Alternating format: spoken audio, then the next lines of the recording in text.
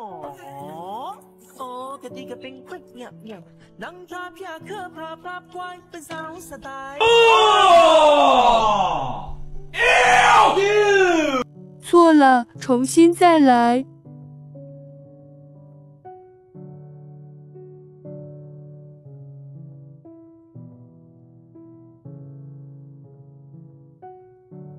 总是有老铁说，为什么我蒸的水蛋总是起蜂窝，一点都不够滑嫩呢？今天我再给你分享一个详细的一个做法，大家注意看一下啊。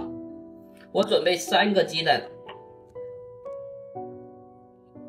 加入适量的盐进行调味。我们给它充分的打散哦，像我这样子，充分的给那个鸡蛋打散。再加入差不多2倍的温开水，来继续了啊！我们继续给它打散，注意手法，搞定。我们取一个稍微有点深度的那个碗啊，不要太深，太深都很难蒸熟啊，很难蒸透。一般深就行了，太深都很难蒸透的，这样的就可以了。把它的一个泡泡隔开啊，这样的话泡泡就不会下去了。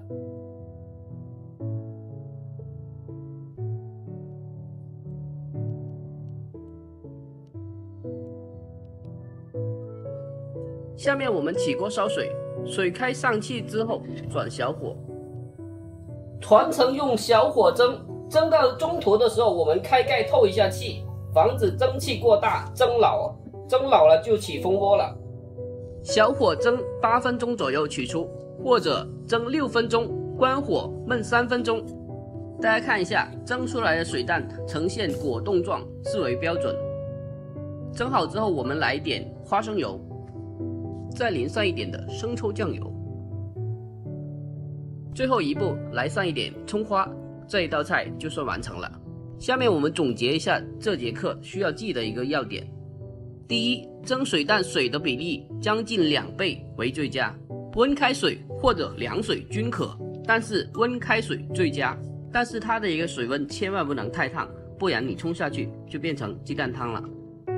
第二，一定要全程小火，而且在蒸制的过程中一定要开盖透气，不然的话它里面蒸汽过大就容易变老起蜂窝。